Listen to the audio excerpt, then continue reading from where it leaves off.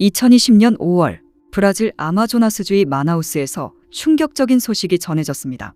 피해자는 아마조니아의 아름다움을 대표하던 22세의 젊은 여성 킴벌리였습니다.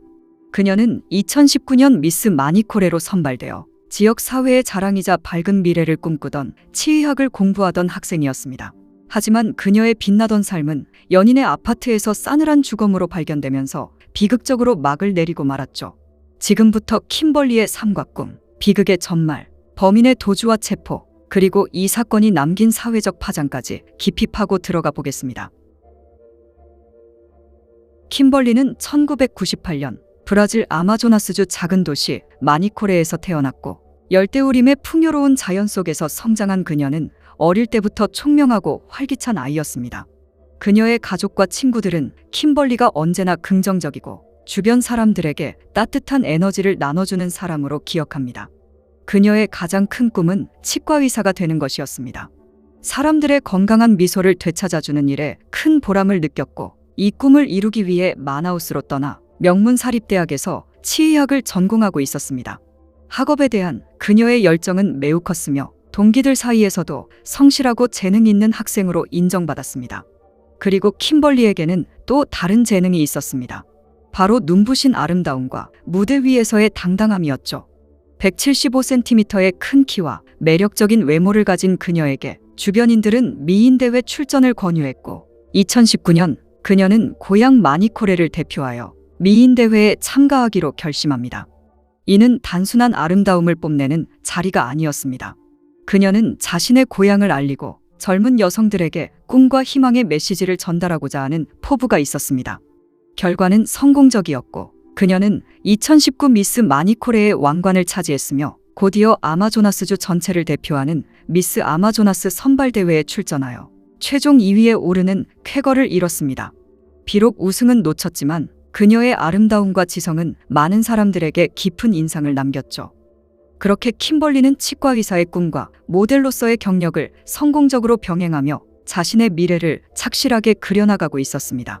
킴벌리의 목표는 모델로 돈을 벌고 대학을 졸업한 후 그 돈으로 병원을 개원할 계획이었습니다. 그녀의 앞날은 아마존의 태양처럼 밝게 빛나는 듯 보였죠. 모든 비극에는 서막이 있듯 킴벌리의 비극은 한 남자와의 만남에서 시작되었습니다. 그의 이름은 라파엘로 상파울루 출신이었고 킴벌리가 재학 중이던 대학의 법대생이었습니다. 두 사람은 같은 대학 캠퍼스에서 자연스럽게 알게 되었고 라파엘은 킴벌리의 아름다움에 강하게 이끌리게 됩니다. 2019년 말 결국 두 사람은 연인 관계로 발전했습니다. 초기 관계는 여느 젊은 연인들처럼 평범했지만 하지만 시간이 흐르면서 라파엘의 어두운 이면이 드러나기 시작했습니다.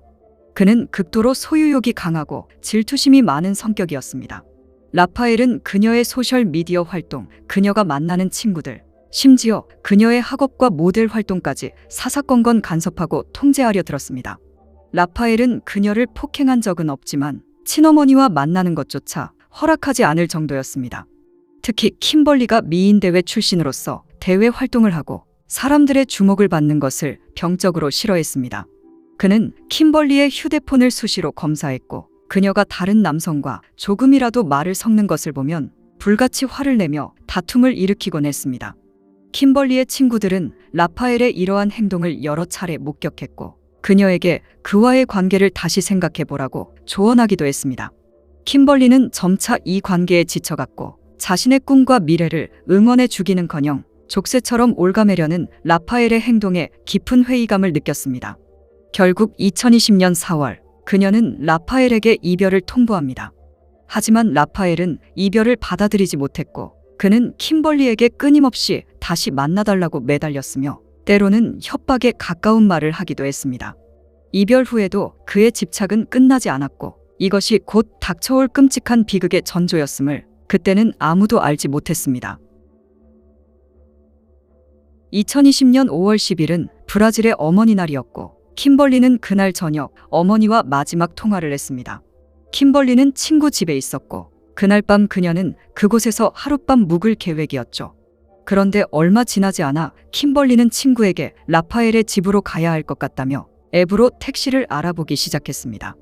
킴벌리는 비싼 택시 요금을 보고 놀랐고 아마도 킴벌리가 라파엘에게 택시 요금에 대해 말해 그가 그녀를 데리러 간 것으로 보입니다. 라파엘은 마지막으로 할 말이 있다며 킴벌리를 자신의 아파트로 불러낸 것이고 아마도 킴벌리는 그와의 관계를 완전히 정리하고 자신의 물건을 찾아오기 위해 마지막 만남에 응했을 것입니다. 오후 7시 18분 라파엘이 킴벌리의 친구 집에 도착했고 킴벌리는 친구와 인사를 하고 라파엘의 차량에 탑승합니다. 킴벌리는 친구에게 돌아올 것이라고 말하기도 했습니다. 그렇게 두 사람은 라파엘의 집으로 향했고 CCTV 카메라를 통해 두 사람이 도착하는 모습이 포착되었죠. 이후 두 사람은 간식과 약을 사러 잠시 외출했었고 집으로 돌아온 후 아파트 안에서 정확히 무슨 일이 있었는지는 알 길이 없습니다. 두 사람만이 알겠지만 킴벌리는 살해당했기 때문에 그날 무슨 일이 있었는지는 이제 라파엘의 주장뿐입니다. 그의 말에 따르면 킴벌리는 샤워하러 갔다고 합니다. 그녀가 욕실에 들어가자마자 그는 침대 옆 탁자 위에 놓인 킴벌리의 휴대폰을 확인했습니다. 화면에는 메시지가 와 있었고 누구의 메시지인지는 알 수 없었지만 메시지에는 하트 이모티콘이 포함되어 있었다고 합니다.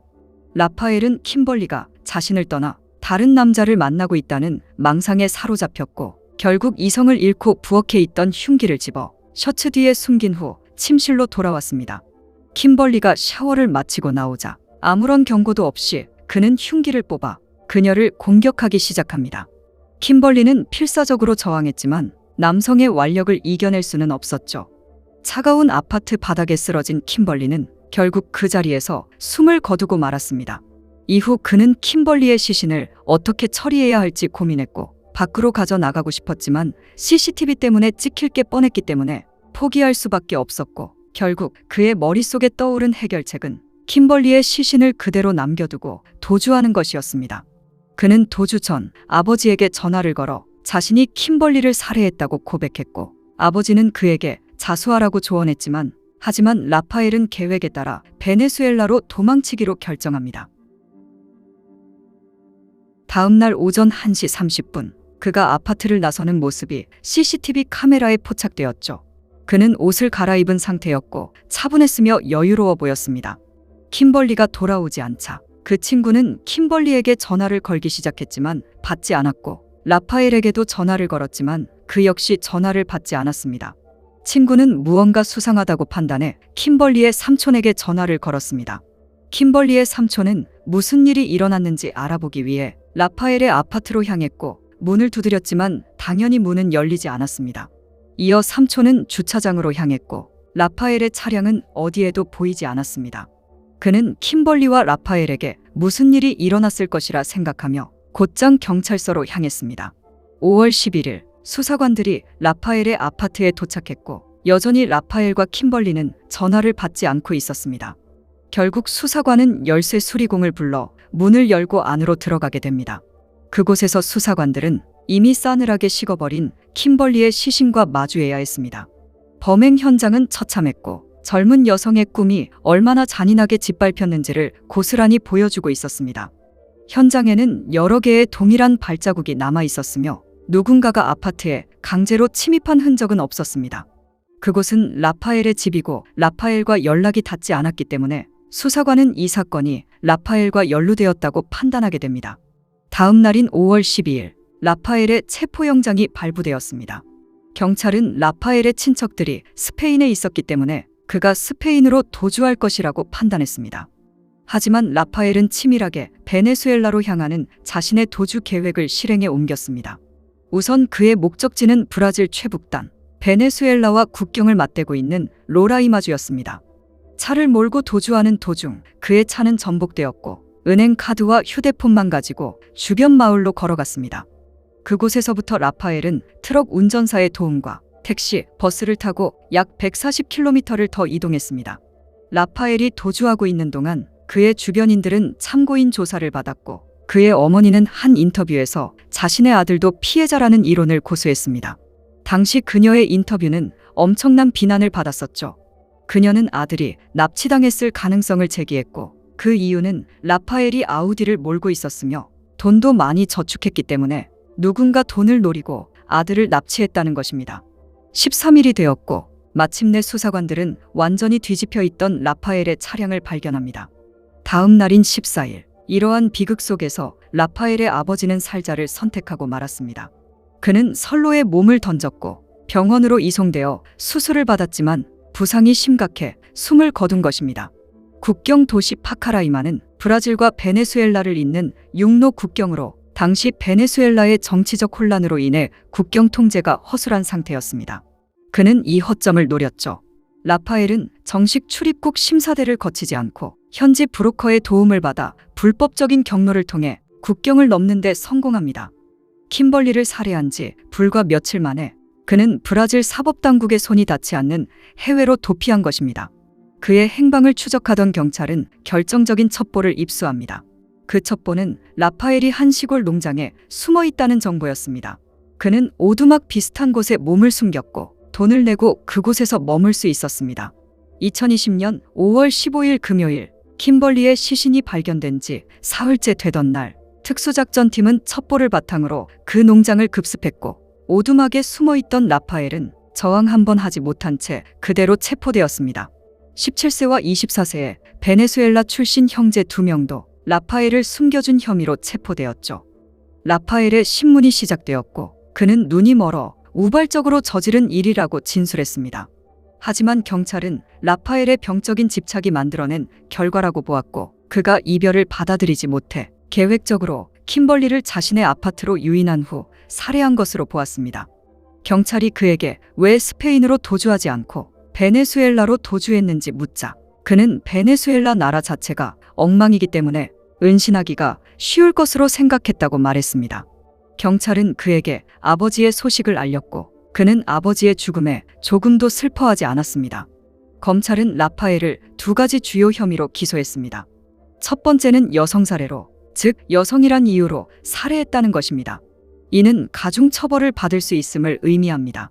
두 번째는 시신을 유기하고 도주하는 과정에서 사건의 증거를 인멸하고 수사를 방해한 절차 사기 혐의였습니다.